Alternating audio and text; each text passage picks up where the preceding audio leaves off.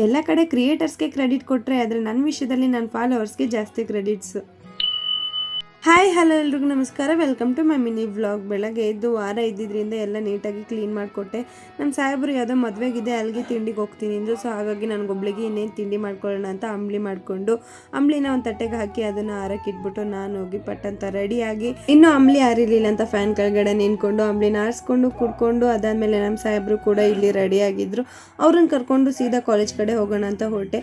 ನೀರು ಬಿಟ್ಟಿದ್ರಿಂದ ಇವತ್ತು ಕಾಲೇಜ್ ಹತ್ರ ಬರೋದು ಸ್ವಲ್ಪ ಲೇಟ್ ಆಗಿತ್ತು. ಆಲ್ರೆಡಿ ಎಲ್ಲ ಸ್ಟೂಡೆಂಟ್ಸು ಬಂದು ಟೆಸ್ಟ್ಗೆ ಅಂತ ಎಲ್ಲ ರೆಡಿಯಾಗಿ ಕೂತಿದ್ರು. ಇನ್ನು ಹಂಗು ಹಿಂಗು ಹೋಗಿ ಟೆಸ್ಟ್ನೆಲ್ಲ ಬರೆದು ಮುಗಿಸ್ಬಿಟ್ಟು ಫೈನಲಿ ಇವತ್ತಿಗೆ ಇಂಟರ್ನಲ್ಸ್ಗೆ ಒಂದು ಕೈ ಮುಗಿದ್ಬಿಟ್ಟು ಹೊರಗಡೆ ತಂಪಾಗಿ ಗಾಳಿ ಬೀಸ್ತಿತ್ತು ಅಂತ ನೋಡೋಣ ಅಂತ ಬಂದ್ವಿ. ಅದ್ರ ಜೊತೆ ನಮಗೆ ನೋಡೋಕೆ ಸಿಕ್ಕಿದ್ದು ಮರದ ಮರೆಯಲ್ಲಿ ಮಾತಾಡ್ತಾ ಇರೋ ಮುದ್ದಾದ ಮನ್ಸುಗಳು. ಹಾಗೇನೆ ಇನ್ನೊಂದ್ ಕಡೆ ಮಳೆ ಇರ್ಲಿ ಬಿಸಿಲಿರ್ಲಿ ಆದ್ರೂ ನಮ್ಮ ಆಟ ನಾವು ಬಿಡಲ್ಲ ಅಂತ ಪ್ರಾಕ್ಟೀಸ್ ಮಾಡ್ತಾ ಇರೋರು ಒಂದ್ ಕಡೆ ಆದ್ರೆ, ಈ ತರ ನಿಂತ್ಕೊಂಡು ಪ್ರೇಕ್ಷಕರು ಇನ್ನೊಂದ್ ಕಡೆ. ಅದನ್ನೆಲ್ಲ ಮುಗಿಸ್ಕೊಂಡು ಊಟ ಮಾಡೋಣ ಅಂತ ಬಂದು ಊಟ ಎಲ್ಲ ಮುಗಿಸ್ಕೊಂಡು ಚಿಟಪಟ ಅಂತ ಅನಿತಾರ ಸೋನೆ ಮಳೆಲೆ ಮನೆ ಕಡೆ ಬಂದ್ವಿ. ಮನೆಗೆ ಬಂದು ಫ್ರೆಶ್ ಅಪ್ ಆಗ್ಬಿಟ್ಟು ಒಂದು ಶೂಟ್ ಇತ್ತು. ಸೊ ಹಾಗಾಗಿ ಅಲ್ಲಿಗೆ ಹೋಗೋಣ ಅಂತ ಹೇಳ್ಬಿಟ್ಟು ರೆಡಿಯಾಗಿ ನಮ್ಮ ಮನೆಯವರು ನನ್ನ ಡ್ರಾಪ್ ಮಾಡಿಬಿಟ್ಟು ಹೊರಟ್ರು. ಇನ್ನು ನಾನು ಶೂಟೆಲ್ಲ ಮುಗಿಸ್ಕೊಳ್ಳೋದ್ರೊಳಗಡೆ ಆಲ್ಮೋಸ್ಟ್ ನೈಟ್ ಆಗೇ ಹೋಯ್ತು. ಇನ್ನು ಮತ್ತೆ ಅಲ್ಲಿಂದ ಹಲಸು ಮಾವು ಮೇಳಕ್ಕೆ ಬಂದಿದ್ವಿ.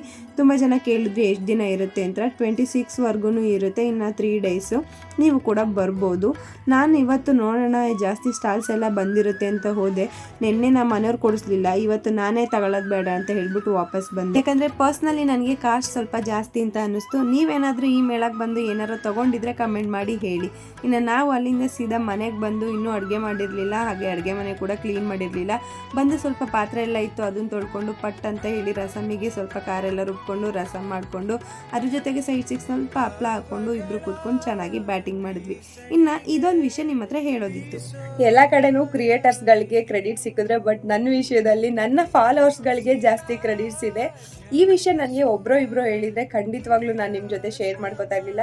ಬಟ್ ಸುಮಾರು ಜನ ಅವ್ರ ಜೆನ್ಯೂನ್ ಒಪಿನಿಯನ್ನ ಕೊಟ್ಟಿದ್ದಾರೆ. ಏನಂತ ಅಂದರೆ, ನಿಮ್ಮ ಫಾಲೋವರ್ಸು ತುಂಬಾ ಜೆನ್ಯೂನ್ ಆಗಿದ್ದಾರೆ, ಹಾಗೇನೆ ನಿಮ್ಮನ್ನ ತುಂಬಾ ಟ್ರಸ್ಟ್ ಮಾಡ್ತಾರೆ ಅಂತ ಹೇಳಿದ್ದಾರೆ. ಈ ಥರ ನನಗೆ ಹೇಳಿದಾಗ ನನ್ನ ಫೀಲಿಂಗ್ ಯಾವ ಥರ ಅಂದರೆ, ಆಕಾಶದಲ್ಲಿ ಒಂದು ರೌಂಡ್ ಹಾಗೆ ಜುಯಿ ಅಂತ ಆಡ್ಕೊಂಡು ಬಂದಂಗೆ ಅನ್ಸ್ಬಿಡುತ್ತೆ. ನನಗಂತೂ ಫುಲ್ ಖುಷಿ ಆಗ್ಬಿಟ್ಟಿದೆ ನನ್ನ ಫಾಲೋವರ್ಸ್ ಬಗ್ಗೆ ಈ ವಿಷಯನ ಕೇಳಿ. ಇಲ್ಲಿವರೆಗೂ ನಿಮ್ಮ ಟ್ರಸ್ಟ್ನ ಉಳಿಸ್ಕೊತಾ ಬೆಳೆಸ್ಕೊತಾ ಬಂದಿದ್ದೀನಿ, ಮುಂದೆನೂ ಕೂಡ ನಿಮ್ಮ ಟ್ರಸ್ಟ್ನ ಉಳಿಸ್ಕೊತಾ ಹೋಗ್ತೀನಿ. ಈ ವ್ಲಾಗ್ ಇಷ್ಟ ಆಗಿದ್ರೆ ಒಂದು ಲೈಕ್ ಮಾಡಿ, ಹಾಗೆ ನನ್ನ ಪೇಜ್ನ ಫಾಲೋ ಮಾಡ್ಕೊಳ್ಳೋದು ಮರಿಬೇಡಿ.